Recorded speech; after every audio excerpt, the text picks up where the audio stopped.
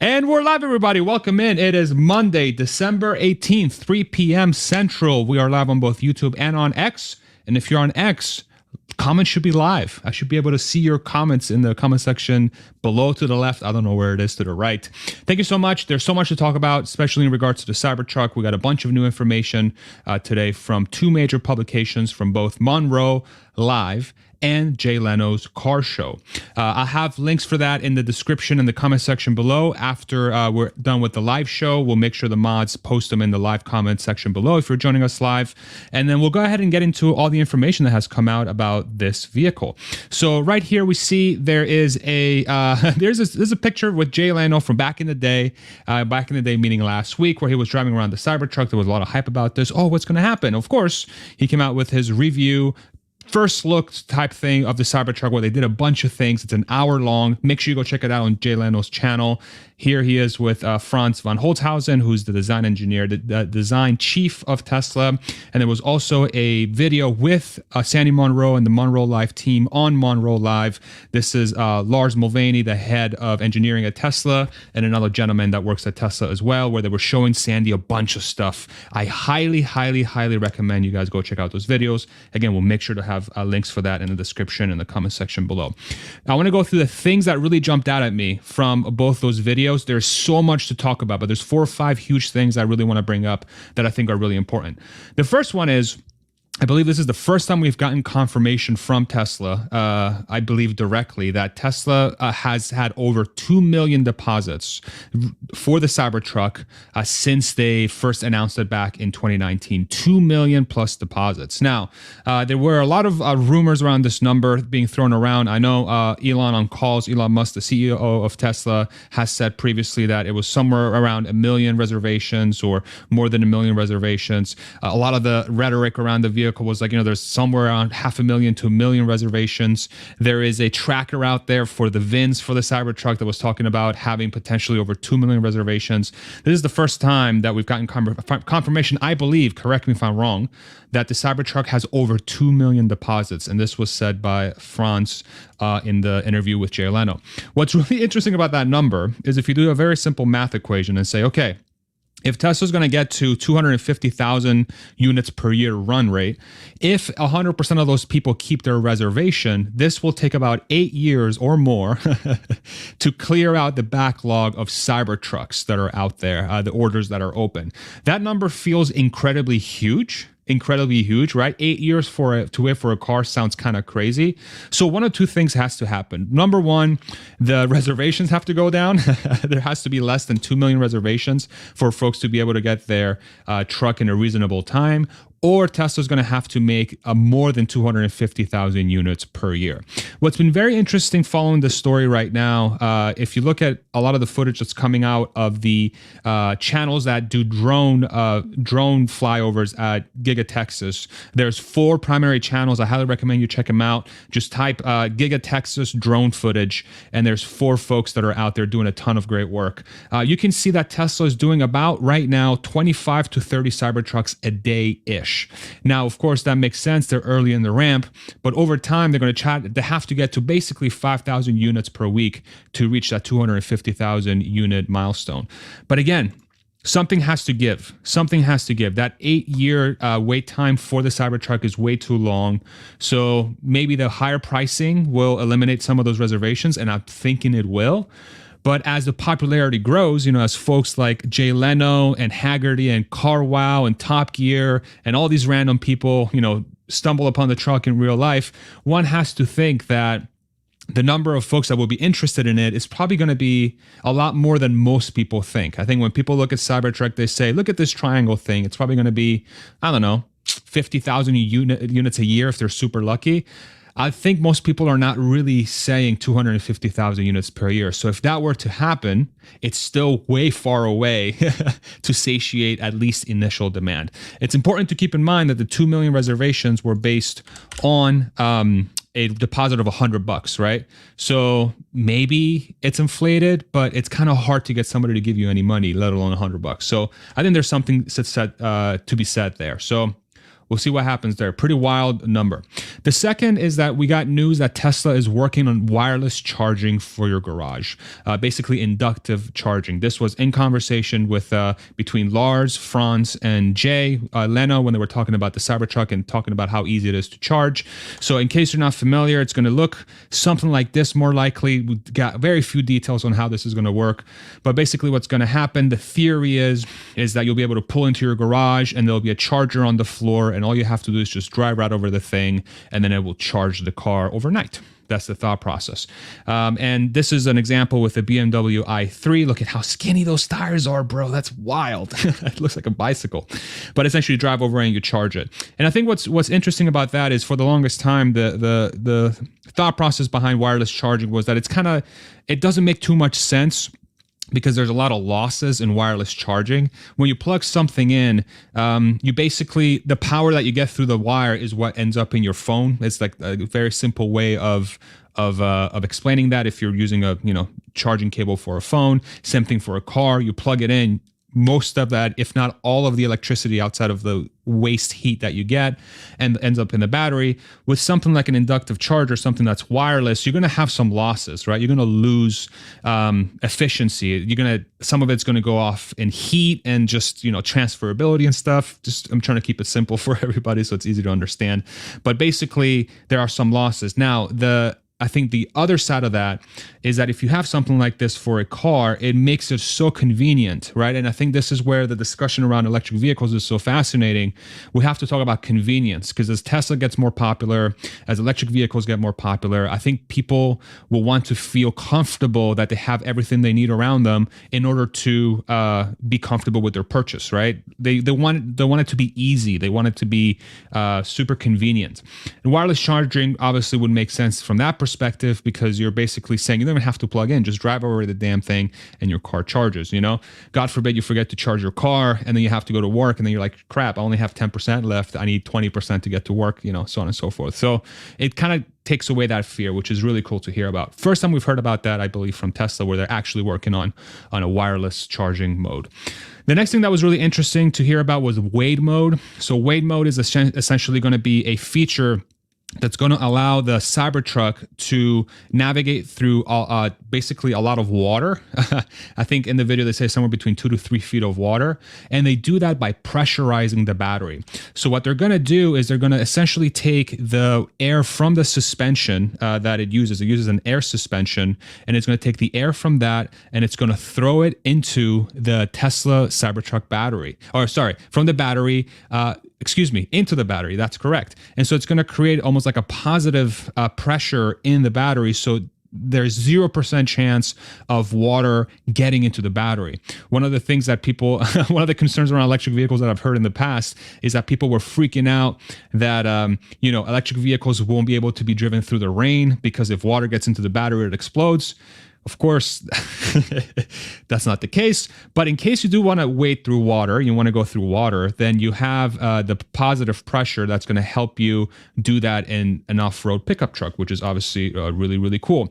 The other thing, too, is that if you look at the back of the truck, there's this sort of thing here that kind of looks like the back of a boat, kind of. And people have been trying to figure out why is this so low? Does this need to be there? It kind of hurts ground clearance a little bit. And what's interesting there is I wonder if that's there to help the vehicle wade through water.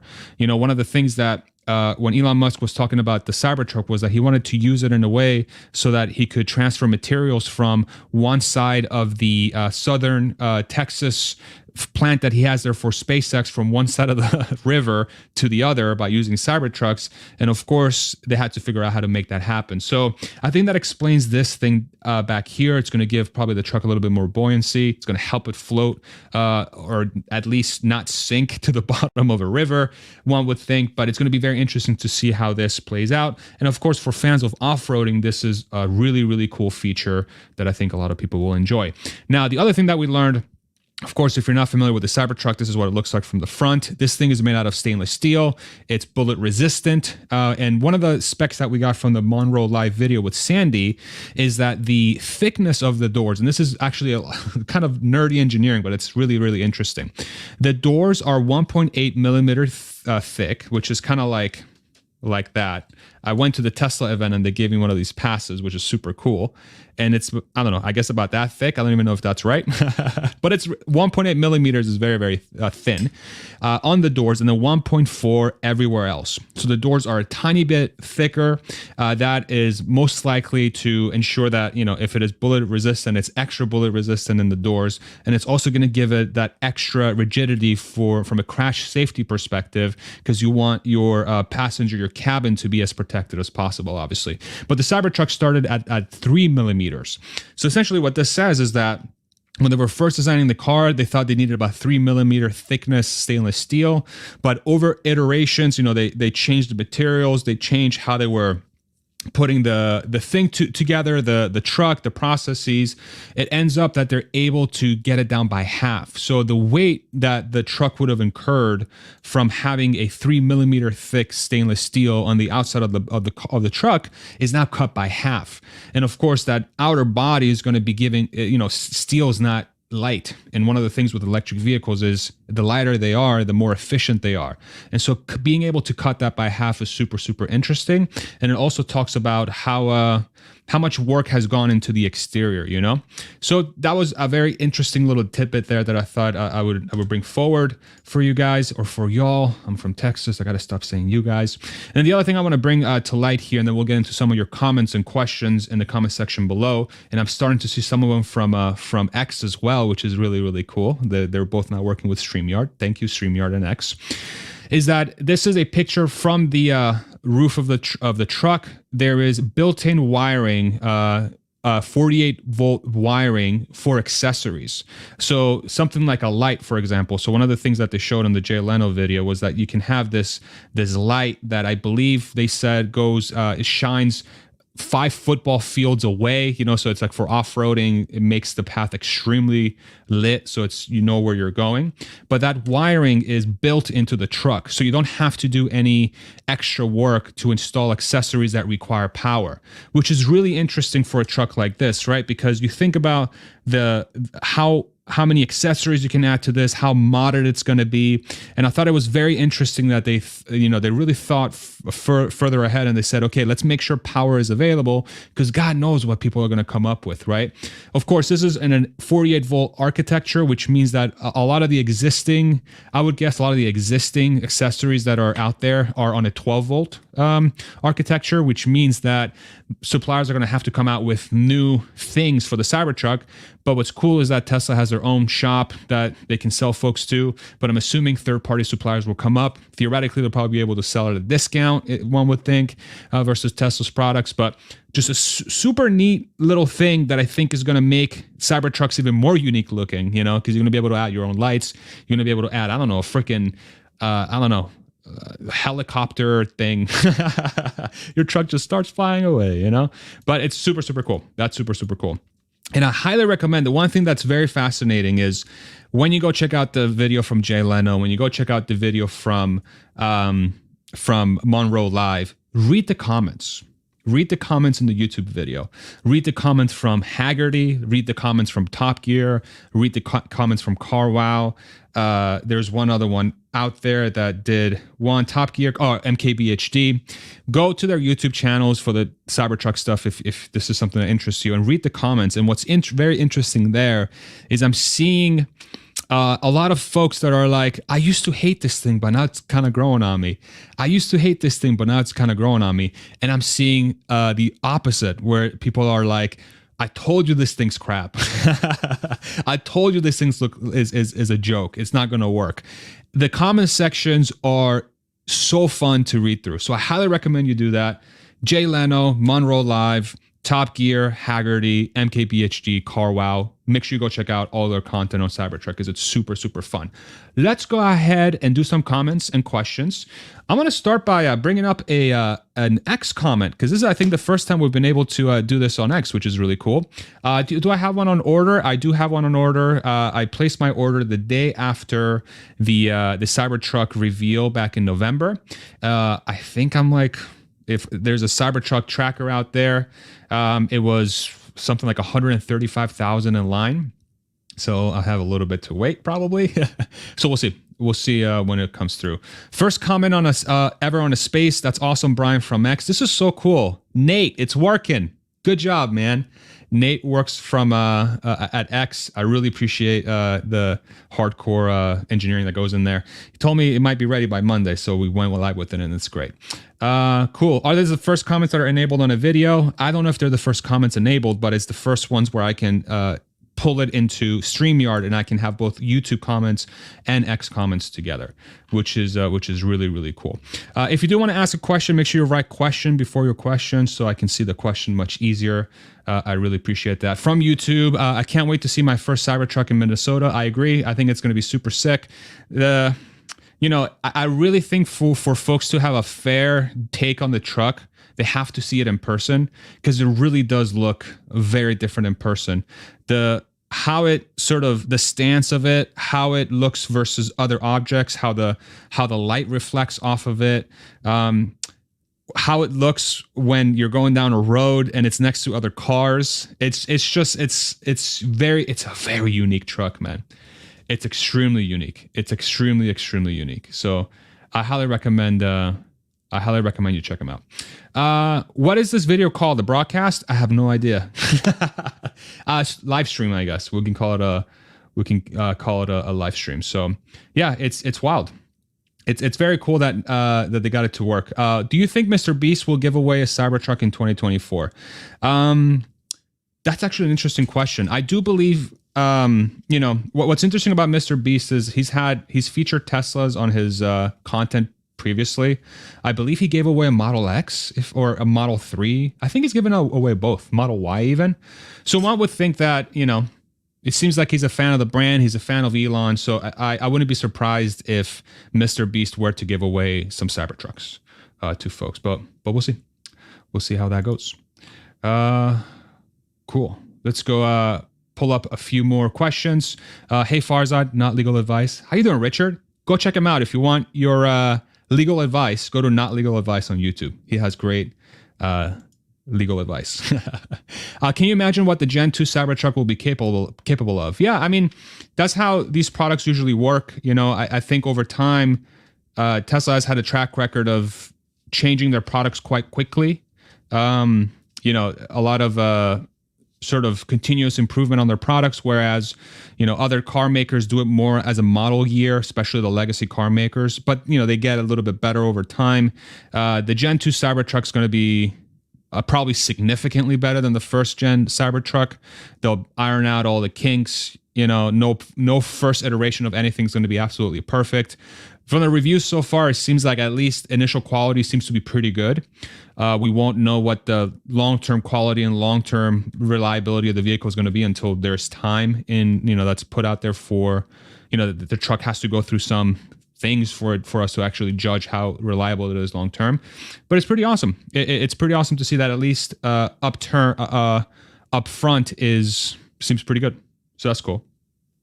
That's pretty good.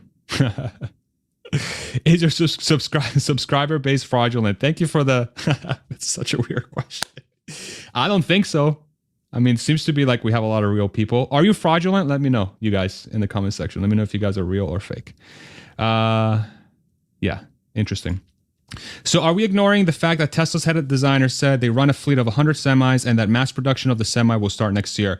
Yeah, I mean, I think what's interesting about semi is that, that it's a great number to have for sure. I think what's interesting about that, if you put it within the context of what Tesla does from a numbers perspective, it's still a very small percentage of their total business. Their total business is somewhere upwards of close to 2 million units per year. 100 semis within that context is basically nothing. So it's going to be interesting. What's more interesting, I think, for next year is as they go into mass production, it's going to be interesting to see how they ramp the product and how that's going to impact their ability to get enough batteries for both the semi and the Cybertruck. Because it is my understanding, correct me if I'm wrong in the comment section below, it is my understanding that they both use 4680 batteries, which is Tesla's own battery technology, let's say.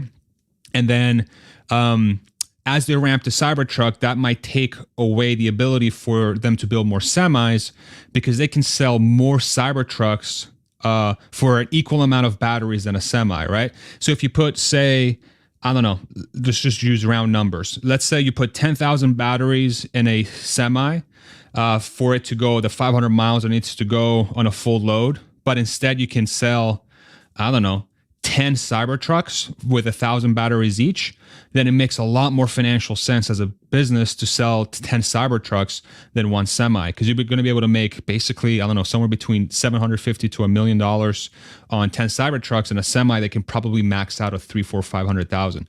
So from that perspective, it's going to be very curious to see how the semi is going to be impacted. So yeah, it's going to be very, very interesting.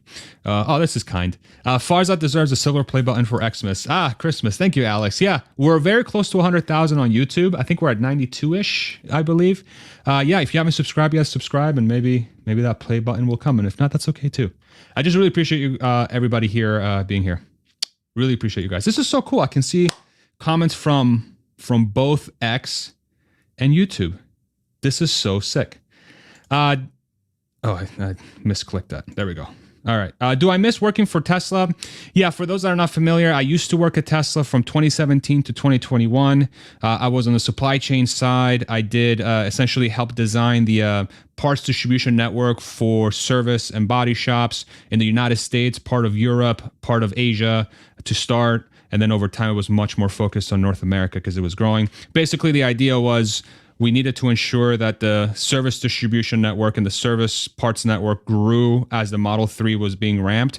And it was extremely fun, but extremely challenging at the same time. So, I mean, I miss parts of it for sure. Being surrounded by extremely smart people. I think if you ask anybody that works at a Musk company, that's the biggest thing they'll tell you is like, it's such a cool experience being surrounded by a bunch of freaking geniuses.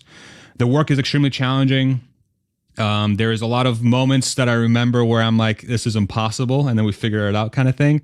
But it comes with a lot of, you have to spend a lot of time, man, and a lot of energy. So I miss it. I miss parts of it for sure. One of the best work experiences I've ever had in my life, truly. But I'm very happy that that it gave me the ability to do my own thing. You know, it gave me financial stability, financial independence. It gave me a lot of skills I never had.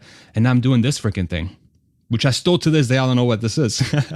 I just enjoy it. And then people seem to show up and we're all just hanging out. So yeah, it's very cool. Loved working there. They treated me extremely well. Super thankful for the opportunity. About 2 years removed now. And I couldn't be luckier with where I am today. So yeah, I'm extremely, extremely, extremely grateful for everything they've given me, honestly. It's been freaking awesome. Hans, question. What did you think about the amount of manual work still happening on the Cybertruck manufacturing line in Sandy's video from today? Fantastic question, Hans. I mean, honestly, you're probably better equipped to answer this question, Hans. If you don't know Hans, make sure you check him out on X and YouTube, Hans C. Nelson. He does amazing content on Tesla engineering, electric vehicles, really gets into the weeds. And I love that he does that with many other folks. Yeah, I'm not surprised. I mean, I'm not surprised at all. I think from my experience there and sort of seeing their previous products, the first few iterations of the manufacturing process, especially for a brand new vehicle, you're going to have a lot of manual steps. For sure. You're going to have a lot of manual steps. The thought process is you build it in a way so that as you iron out those processes, you start replacing them with automated procedures, right? And then the idea becomes, how can we rejigger the footprint we've allocated for the manual process for the automated process? In theory, they've already got that figured out if they did it well. The same spaces or the same general areas where they're doing the manual work will be converted to be automated. But that's one of the luxuries of doing low volume production to start, is that it allows you to shift over quickly, right? Because if you're doing, say, I don't know, 100 units a week or even 1,000 units a week, it's a lot. But if you're doing 2+ million units per year, 1,000 units a week doesn't really matter. It really kind of doesn't. So it gives you have, if you compare this ramp to the Model 3 ramp, the Model 3 ramp started with a lot of manual work. And over time, it became much more automated, or much more automated with humans versus humans messing everything, or machines making everything up, and then humans had to step in. So this is, now they have the luxury of doing that. They can transfer over to the automated systems a little bit more relaxed, but knowing how the company culture is, they'll probably go as fast as they can. So yeah, fascinating stuff there. But I'm not surprised. Great question. Great question. Question. Could I argue that this is a second gen truck? It was downsized during development and the broadcast is an exchange. Yeah, I don't know if this is the second gen, the second gen truck with the current version of Cybertruck.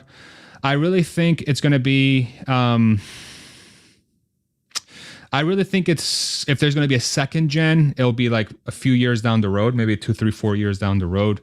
Once they get all this stuff figured out, that maybe is a manufacturing issue or just a pain in the ass to get through. But I wouldn't call this a second gen truck at all. No way. This is the first gen for sure. Great question though. What do you think? I wonder if Tesla sold Wiferion, if a wireless charging project that was teased is still in the works. Yeah, I mean, in the Jay Leno interview, it became quite obvious that they're doing some sort of wireless charging solution. It could have come from Wiferion, but it's in the works, and it's something that should be coming down the pike soon-ish. But we all know what soonish means with Tesla. So at some point in the future, let's just say. Any chance for Cybertruck in Europe from X? Yeah. This one's interesting because one of the things I'm seeing is that there's a lot of folks that are doubting that Cybertruck's going to be able to pass safety regulations in Europe. And I could see why they're concerned. The shape of the truck, the fact that it's freaking steel, it's not some soft type thing like a regular car. But I think the overarching premise here is anywhere that a pickup truck is being sold, I just don't see why the Cybertruck wouldn't be able to be sold. Because even, let's say, the F-150 being sold in Europe, I don't even know if it is, but if the F-150 were sold in Europe, then Cybertruck should be able to be sold in Europe as well. I don't think it's going to be able to be sold in areas where you have the same level of safety requirements as, say, a sedan. So like, it's not going to pass those areas for sure, because it's obviously a lot heavier, a lot bigger. It's made out of freaking steel. But if you look at every other pickup truck, I mean, the front face is like, it's a wall. It's just a wall coming at you, and it weighs about the same as a Cybertruck. So I don't, if those pass safety regulations, I don't know why Cybertruck wouldn't. And if that is okay, if that passes, then it becomes more of a, okay, so what are the regulations around size, weight? And then that might be country by country. I'm not super familiar with how European regulations work, but my overarching thought process is if a pickup truck's being sold in that market, I don't see why the Cybertruck wouldn't be able to be sold in that market as well. So we'll see. I could be 1,000% wrong. Nothing I say here is facts, y'all. This is what I think. Well, a lot of things are facts. Let me rephrase that. The data that I use, I like to think it's facts. I pull it straight from the source that I get it from. But some of this stuff is obviously opinion-based, so I just want to make sure I make that clear. I try to make good predictions on what will happen, but obviously I'm not going to be perfect. So, but I appreciate your questions nonetheless. Let's see. Let's do a couple more, and then we'll call it here. I love that I get X questions. This is so sick. This is so sick. Do you think they're holding off on max 4680 lines until they further iterate the tech? I think iterating the tech will result from them trying to speed it up, right? So I don't know if they're waiting to ramp up until they get a better technology. I think the ramp speed is limited by by not having that better technology. And knowing how Tesla works, I think what they'll do is they'll just iterate, right? They'll say, okay, we got a little bit closer, just implement go, implement go, implement go. And I think that's how the culture has worked for a really long time. Waiting is not part of their vernacular very much, which is kind of works to their advantage, obviously. But I do think we'll see a big exponential increase. I mean, we're going to have to see an exponential increase in 4680 the Tesla battery for them to be able to satiate the backlog that they have for the truck. So it's almost like they don't have a choice but to increase the ramp of the 4680, either through new technology or a variation of the current technology. So we'll see. All right, let's do One more. What about being built in China for the Cybertruck? Yeah, I don't know. This is another thing where safety regulations, regulations of having a certain type of car on the road, is it going to be able to pass those? I'm not super familiar with China, but if F-150s and Silverados and Rams are being sold in China, I don't see why the Cybertruck wouldn't be able to be sold in China, especially as the, as the Chinese government continues to push for electric vehicles. This could be, maybe they'll make an exception. I don't freaking know, but it'll be very interesting to see. It'll be very interesting to see. So, all right, we'll call it there. Oh, look at James. Okay, I want to give a shout out to James, right? Because James and I differ on a lot of different things on X, but I really appreciate how he's not afraid to bring forward his information, his take on stuff, especially related to the Tesla story. So I want to give a huge shout out to James, and you're the smartest cat I've ever met. And yeah, I really appreciate everything you do, even though I disagree with a lot of stuff you say. But that's okay, bro. This is how it's supposed to work, right? So shout out to James. Thank you, everybody on X. Thank you, everybody on YouTube. Shout out Nate from X for hooking up the X stuff to freaking StreamYard. It's working phenomenally. I can see everything on my console here. Super easy to discern what's YouTube and what's X. And I think this is going to make streams very cool moving forward. So thank you all so much. Appreciate everybody. I hope you have a fantastic Monday, and maybe we'll see you tomorrow. Why am I making it so vague? I'll see you tomorrow. Bye. Bye, everybody.